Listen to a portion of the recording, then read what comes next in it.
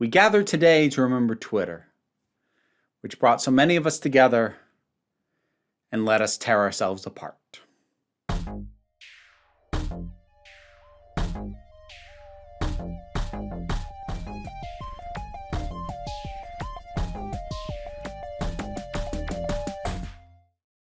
Hey folks, this is a little bit outside my wheelhouse. I generally don't talk about like platforms. I'll talk about YouTube now and then because I've got a bit more basis to talk about it. Twitter is not something that I've really delved into much, but I just had myself thinking about it that I kind of wanted to talk about it. Now, keep in mind, this is not me like declaring Twitter is dead or like, I don't care. I don't care if Twitter is successful. Yes, I am going to keep calling it Twitter. It's not X. No, it's just not. It will always be Twitter. It will always forevermore be marked in reports and articles as X parentheses formerly Twitter. I'm still going to call it Twitter. And no, I'm not declaring like, oh, it's dead. It's toast. It's going to go under. It's going to go out of business. No, it won't. No, it won't. But it's never going to be what it was. And I don't think what it was is ever going to be recreated. For good and ill. Because as easy as it is for a lot of us to just go, oh, Twitter, what good ever came out of it? Well, kind of depends what you used it for. If you were mainly there checking the trending tabs, then yeah, probably not a lot of good came out of that.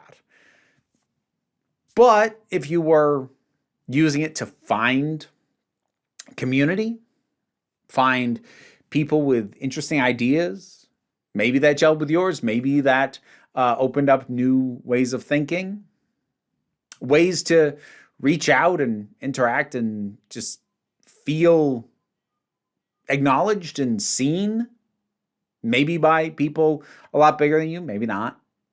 But Twitter had, at times, potential for a lot of good, and some of it even did.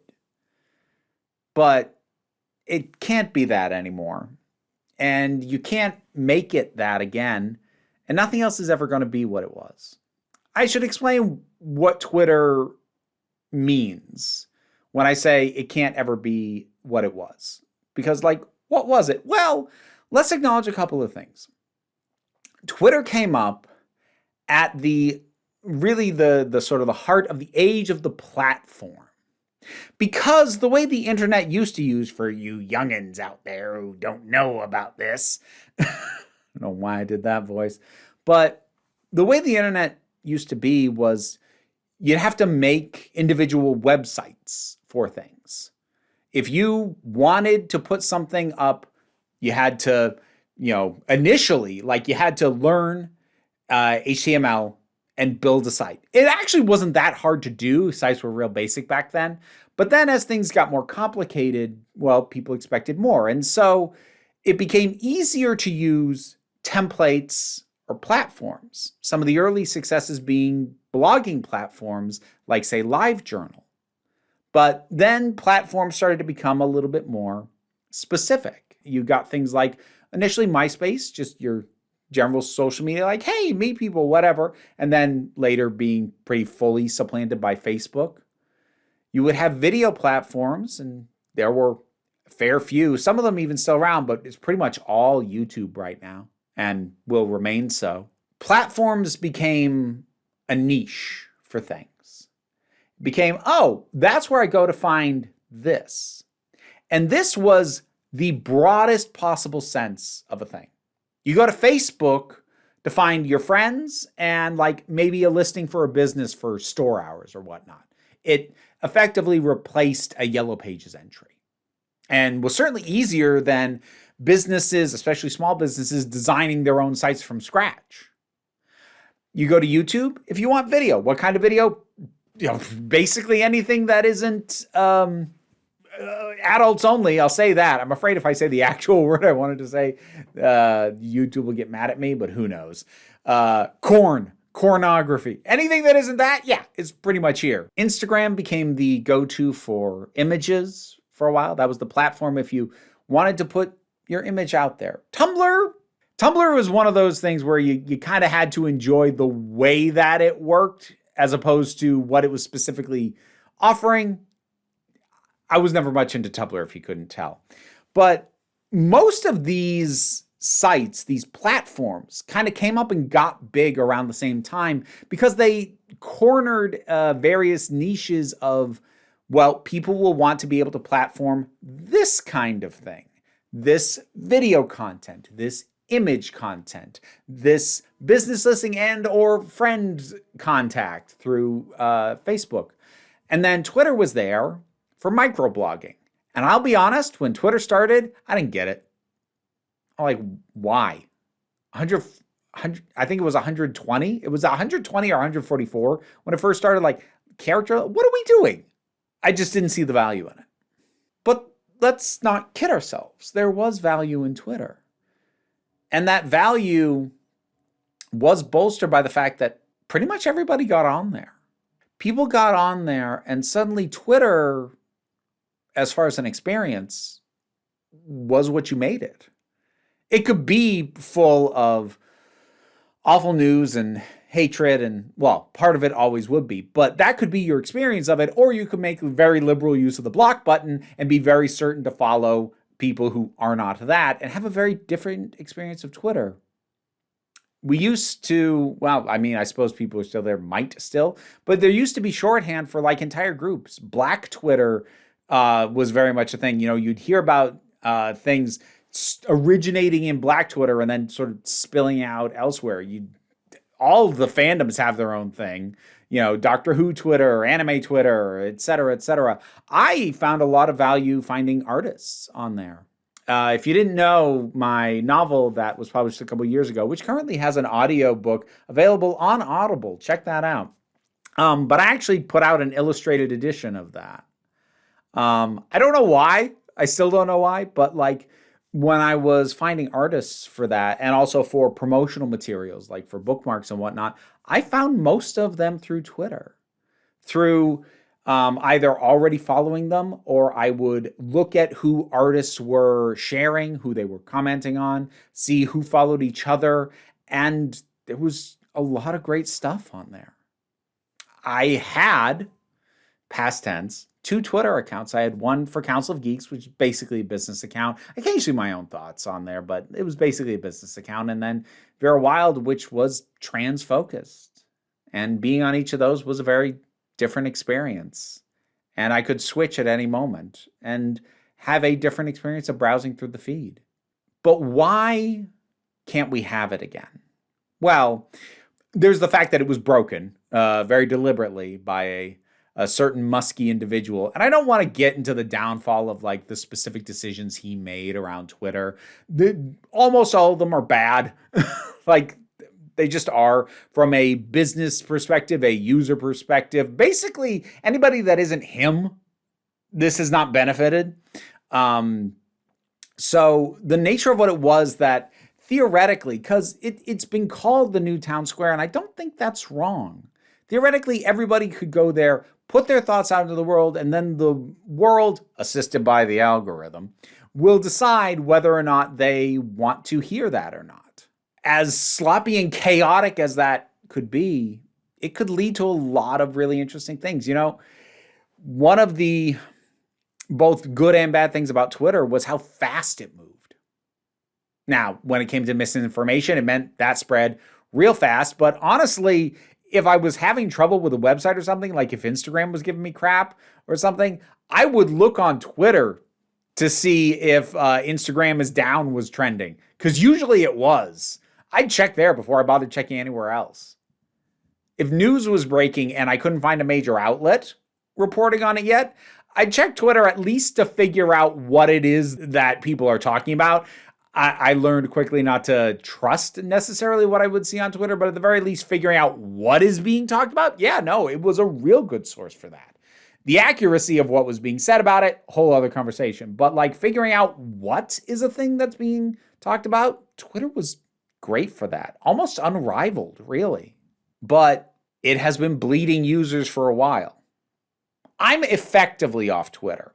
You want to get technical? My accounts still exist. They are set up as protected, which means that I could, in theory, still be tweeting, and people who were already following me would see those, but you can't see them if you don't follow me, and new people can't follow me unless I improve those. But they only technically still exist specifically for the reason of parking the usernames. I really considered fully deactivating the accounts. The reason I opted not to is like, I don't need people sliding in there and like grabbing these handles that I am known by and like starting to post nonsense, particularly with Council of Geeks, because not to get too much on an event, there have been at least 3 or 4 over the years, different geek media pundit, usually little groups of people who have tried to make Council of Geeks part of their branding. I don't mean like hijack my branding, but they would like hashtag Council of Geeks and stuff like that, but like it's not me. And not that I think they're trying to necessarily horn on my stuff. They might not realize that that's in use. But like, just for that reason alone, I'm like, I don't want to free that up. Like that's my brand. I have a registered business. That is my brand. And Twitter is still in use enough that I want to be sure that doesn't suddenly go up for grabs, but I don't post on there anymore. And I won't. There's almost nothing of value left. If you're curious as to what the breaking point for me on Twitter was, the thing that made me pack it up and leave, it was the change in the user agreement. Because on, I believe it was November 15th, it was updated so that you were no longer permitted to opt out of having everything you posted, every image, every video, every word of text fed into AI training for Grok. God, that's such an awful name. The breaking point for me was you don't even get to opt out anymore. Now, of course, I wouldn't be surprised if all that data was being scraped regardless, but it was starting to become a semi-regular scandal that various things were being discovered to be hoarding, data, text, images, etc., to feed AI without permission. Like that was a whole thing on YouTube earlier this year, that the subtitle data was being scraped and fed into AI training. And it did cause problems when that broke. And I wouldn't be shocked if Twitter was already scraping everybody's data, whether you chose the opt-out or not. But they just realized, you know what? Why are we lying? Let's just say we're using your data. If you're here, we're using it. That's like cost of entry. And I'm not going to say that's completely unfair. Like it's kind of like getting like a free game on your phone. It's going to be loaded up with ads. You didn't pay up front, but the price you pay is you deal with all these ads. Now, Twitter has ads as well, but you could make an argument from Twitter's perspective, like the cost of you being here is we harvest your data. Now, they were always harvesting your data. Every single major platform does, but feeding that data into an AI is a more recent development. But yeah, that was why I left. The fact that I couldn't opt out to that. And that is why most of the creatives that I know, be they artists, be they writers, be they video makers, have either left completely or scaled their use of it way, way, way back. Because that's our livelihood that you're saying we don't have the right to anymore. Bite me. No. I had been thinking about leaving before that. I'd set up Blue Sky accounts for both Council of Geeks and Vera Wild like a bit of time before. So like I'd been toying with the idea, but that was the breaking point for me. Other people hit their breaking points for various reasons, whether it be deciding that the word cisgender was a slur, or whether it be the entire blue checkmark debacle, or whatever else. There's a bajillion reasons to get off Twitter. There's very few reasons to stay. Because the problems with Twitter were always the problems with Twitter. Twitter, by design, encourages arguments arguments are engagement. They love a fight on Twitter. Few things blow up faster than a fight. The platform benefits from that. By design, whether intentionally or not, it always did encourage negative and often toxic interactions. But it used to, if you were paying attention to how you used it, it could also foster a lot of good. It kind of can't anymore. Well, that's what happened to the site itself. But why do I say we'll never see its like again? Well, for a couple of reasons. The first is it's really hard for anything to get that big anymore for a multitude of reasons. But the main one is once something has become the default platform, the odds of something else supplanting it are real slim. The largest platform to come up in more recent times, and even this has been around for a while by this point, but is TikTok. And TikTok managed to distinguish itself from the major video platform being YouTube by doing it, basically by filling in the niche left behind when Vine died and offering just scroll on through. It's vertical, they're short, and it filled a different niche than YouTube, which was favoring longer and longer and longer videos. So yeah, it was still video, but it was a very different type of video. It's the same way Twitch got in there. Because while yes, you can stream on YouTube, Twitch is better for streaming. It is geared specifically for that. And so people who cared about streaming moved to Twitch. Because while YouTube may still be the default platform for, longer form videos as a finished product, streaming, Twitch is better. Short form, TikTok, at least initially, was better. And while I might be on Blue Sky now, I'm not here to tell you Blue Sky is the new Twitter. I mean, Blue Sky is the old Twitter in terms of an experience. Being on Blue Sky, at least at the moment, feels like being on Twitter 4 years ago, and that's certainly an improvement. But in terms of size and scale and relevance, it's never going to be the same again. Because when something becomes the definitive king, it only gets knocked out one of two ways. Either somebody sneaks in behind it, does the same thing, but with just enough of a twist on it that they're able to get their foot in the door and supplant it. That was Facebook overtaking MySpace. Or if you want to use in video game terms, Fortnite overtaking PUBG. This is a thing that people like, but that's actually a clunky experience. We can do the same thing, but better. But that's something that you can do earlier on. Yes, maybe this is the biggest platform, but it's only been that for a couple of years. Oh, cool. There's still room to come in and be better. But at this point, for how long Twitter's been around, it's still, it may not have the most active users at this point. It's hard to track the data, but sheer size and scope of the number of people that have been on there and its overall traffic, it's probably still the biggest even as it shrinks. I mean, this is part of why alternate conservative platforms always fail. They're too niche, and at best, they just recreate the user experience of somewhere else, but there's fewer people on it. You have to really want less interaction in your life to move to a platform like that. And Twitter has kind of become that by default. Twitter has become its own conservative version of itself at this point, which is that's its own weird experience. But the thing is, people who have fled haven't necessarily unified around a single thing. Yeah, statistically, most are going to Blue Sky, but some people are just going to decide, you know what? I don't need this kind of experience at all. I get what I need out of TikTok, out of Instagram, out of YouTube, out of, I don't know, Snapchat, Tumblr, whatever. I don't actually even need Twitter anymore.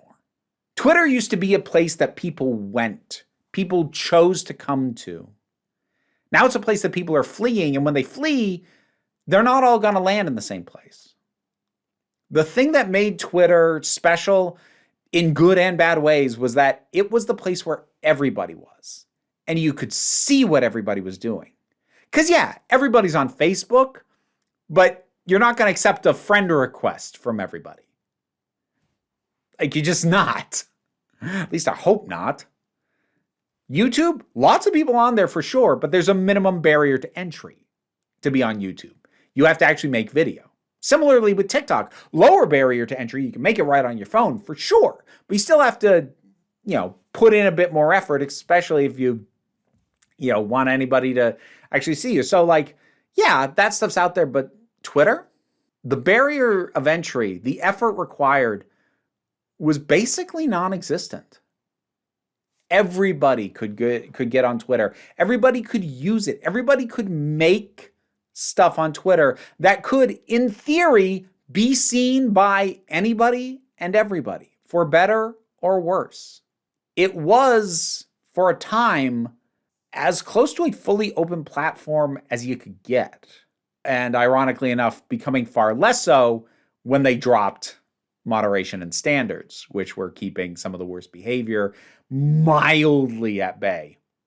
Again, I don't want to put on nostalgia goggles about how Twitter used to be and pretend it was wonderful and glorious and magnificent. It wasn't. It was always kind of a crap hole, but it was a crap hole that had diamonds in it if you were willing to look, if you were willing to root around. But they're not there anymore. And the crap has grown exponentially. Everything that is bad about Twitter now has always been bad about Twitter, but it's worse than it was. And the things that were good about Twitter have been diminished or are gone. We'll never see the like of this kind of thing again. This sort of everyone is here platform. And maybe in some ways that's a good thing. But I think it's worth recognizing the uniqueness of what Twitter was for a good stretch of time. It was a place where you could go to see what your friends were saying, see what complete strangers were saying, see what your favorite celebrities were saying, find out what the world at large was saying. And you could do that smoothly, quickly, decide how much you want to interact with it. But it was all in one place. And it's not now. I don't want to necessarily say that Twitter made the world better before the musky one got his hands on it. But I found value in it. I did. There were people that I met through there, or people who found me through there, that I'm glad that happened. There are some people who are incredibly important to me who basically reached out through Twitter. And I'll always be grateful for that. I think maybe in the end, we proved that the good parts of Twitter weren't something we could handle responsibly. And maybe that is more one individual's fault than us collectively, but us collectively, we're part of the problem. I don't know what this is. Maybe it's a little bit of a eulogy, but I do think that there was something there. Something that's not there now. And I don't think anyone else is going to be able to recapture. I don't think any other platform will ever get big enough doing the kind of thing that Twitter used to do and used to be. I don't think anything else will ever be the place to be. I think things are going to fractionalize. And it becomes all the harder for new things to get going because, you have companies like Google putting their thumbs on the scale for who gets favored and whatnot. But that's a whole other conversation. Twitter was always bad, but there was good in it. And there was something unique about it that I just wanted to give a little send-off to. What do you think about anything that I've had to say? This was a little bit rambly on my part. Forgive me. We are headed into the tail end of the year, so I am trying to not get into any very heavy or work-intensive projects at the moment because, holidays, I've got enough on my plate, but whatever your thoughts are about any of this, drop something down in the comments and let's talk about it. Patreon pays the bills, enables me to do this as my living, even if you can't help me out that way. Like, share, subscribe, check out my audiobook, link for that in the description as well. But don't worry too much about it. What I really want you to remember is that you are beautiful, you are valid, and you are loved. You are the council, and I am just running the meetings. And until next time, this council is adjourned. And now it's time to thank my highest supporting patrons. Robin Moore, Goddess Elida, Zubin Lutfulla, Welsh Wrestling Geeks, Oliver B., Melissa Pedersen, Movie Turtle, Ulrich Bogdan, Loki Eris, Melinda Walters, Auntie Kate 808, Becky Sparks, Renabulax the Poodle, Tracy Scrabbit, Angry Casperl, Dave Hall, Quite Bearish, Rosalind Bennett, Adam RDL Taylor, Pal Barabajoggle, Mira G, and Sir Didymus is my favorite. You can hear me try and say your name while dealing with these guys crawling all over me by checking out the reward tiers on my Patreon. See you next time.